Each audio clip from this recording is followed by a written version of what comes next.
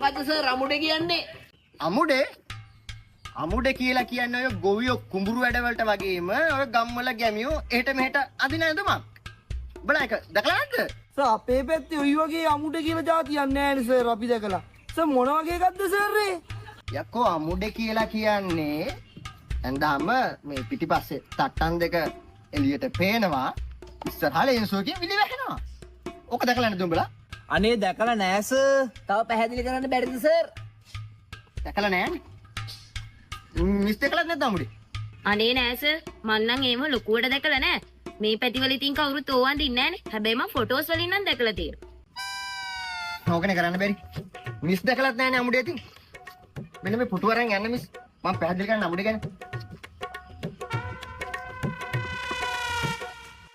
හරි සර්. එහෙනම් අපිට පැහැදිලි කරලා දෙන්නකෝ.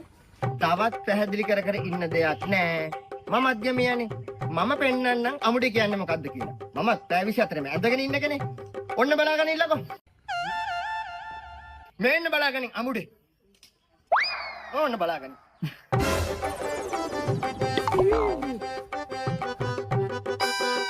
මේ මොකෝ මම මේ අමුඩේට බය වෙලා. අමුඩට බය වෙලා නෙමෙයි සර්. සර්ුත් මං වගේ අද සිවිල් පිටනේ ඇවිල්ලා තියෙන්නේ. පන්ති